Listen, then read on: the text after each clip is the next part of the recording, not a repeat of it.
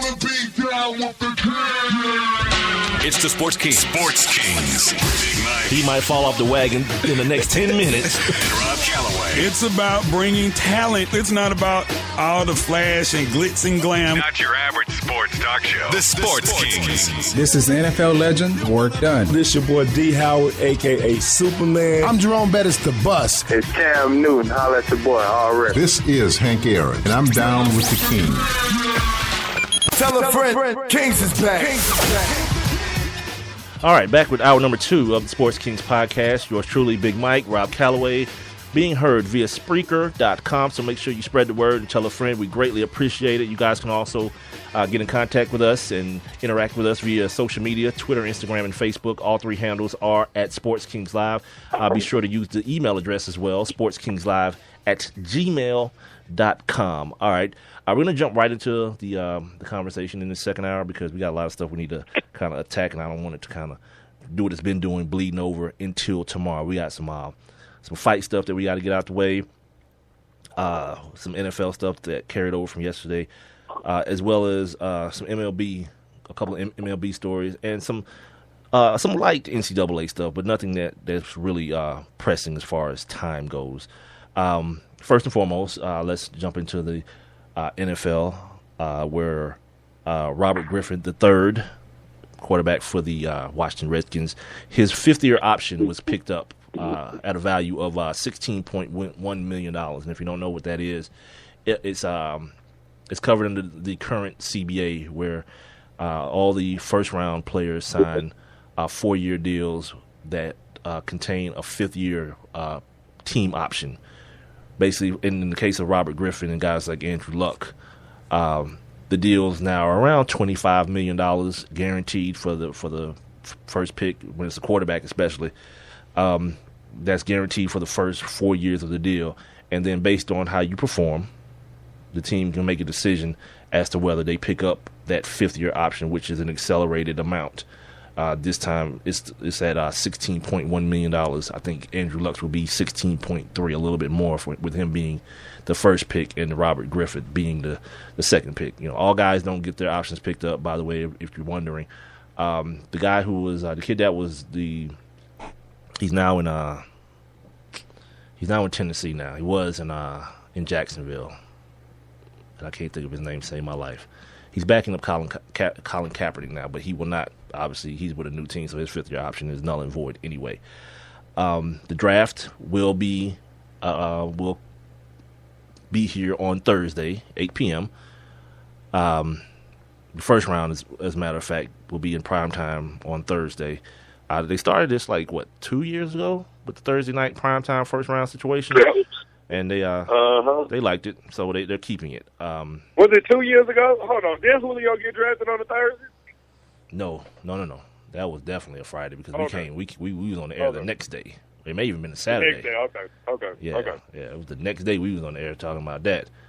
As far as the draft goes as well, ESPN has now gotten on board with the NFL Network and has agreed not to report the picks before the commissioner gets to announce them, which has to be pissing dudes like Schefter and those boys off because that's their job. You know what I mean? They're the quote-unquote insiders, and that's what they do. You know, so to kind of just kind of cut their junk off right now, there's really no more for them to accomplish during this night then if they can't do what they do. But luckily, we all have guys like Jason Lockenfor and Jay Glazer out there who don't give a damn. They're going to report the picks as early as possible and beat the commissioner by a mile. So if you're anything like me, what you'll be doing is you'll be looking at your Twitter feed. I prefer to create a list that I call NFL Draft, and I put all the draft insiders on that list. So I can run checks because last year there was an incident at the other place, or at my previous employer, where someone created a fake Ian Rappaport. Someone created a fake Ian Rappaport account and tweeted that the Falcons had traded up to get somebody. Oh, no. To get Khalil Mack. Yeah, and the crazy broad that I was working with at the time, and I told her, pump your brakes. They were on site somewhere, Dave and Buster's or somewhere. I was like, don't worry about paying attention to that. I got that back here. When something happens, I'll let you guys know. But people got to do everybody else's job. They can't just do what they supposed to do. So she told the stupid host. The stupid host went on the air with it, and it was wrong. There was a dude out at Flowery Branch. He's calling in like, what the hell are they talking about? I'm like, I don't know what the hell they're talking about. I'm following the real Ian Rappaport on my draft list, and nothing like that has come up. As a matter of fact, I'm looking at Ian Rappaport on my TV as well in here, and he ain't talking about none of that. So we tell them, everybody starts freaking out. And here's the other thing. The stupid host never took it back. He carried it through the whole show. Like, yeah, I don't believe there was a fake Twitter account. What you mean you don't believe? It has like 22 followers or something like that. You know what I mean? Of course it's fake. We need two. Or some stupid number when Ian Rappaport has like hundreds of thousands, if not millions. Right. Like, yeah, man, it was a whole just cavalcade of clownery and foolery, So that happened. But anyway, that's what I do. I follow the guys that I know are going to have the reports and the accurate ones, but I follow a couple of them to make sure I can, check and balance them. If everyone has the same information, then I can only assume that it's right. So there's that. Monday morning, one of the top prospects in the draft, Missouri defensive end / linebacker Shane Ray, was pulled over for speeding early Monday morning with how much weed was it, Rob? Like 0.35? 35 grams. 35 grams, yeah. And how much did you say that was, approximately? Like a little over an ounce, because an ounce is 28 grams, so it's a little bit more than that. Okay. It's always good to have a professional weed connoisseur as your homie. He always. I'd be all on that high prices. You got to know if you're gonna be in the business. You got to know. Give you the inside information. What is this? Okay, according to Corporal Scott White of the Missouri Highway Patrol, Ray was pulled over for speeding on Monday morning in Cooper County, Missouri. Upon the traffic stop, the highway trooper smelled what was believed to be fresh, unsmoked marijuana, i.e., the stickiest of the icky. White said Ray was cited for possession of 35 grams or less of marijuana, a misdemeanor, and released on his own recognizance. Of course, when things like this happen, the offender must release a public apology, because that's the thing to do. I'm not big on apologies, by the way, giving them or receiving them. I don't care about your damn apology. Got into a lot of trouble as a kid about that. Mom being called to the school because her son would not apologize to someone. And it proceeded all the way until manhood now, today. Because if I said it, damn it, I meant it. Quote, it's a Shane Ray, by the way, per Adam Schefter of ESPN. Quote, I'd like to apologize to my mother, fans, and prospective NFL teams for my poor judgment Monday morning. I am embarrassed and realize there are consequences for my actions. I was not under the influence nor impaired, therefore I was not detained. Fortunately, Monday's incident only resulted in a citation.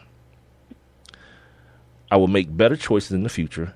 It is imperative that I continue to strive to better myself. My future NFL career has been something I have always dreamed about, and it's very important to me. I commit that my actions will represent that there are no excuses. Excuse me. There are no excuses here, and I will take the necessary steps to ensure this will not happen again.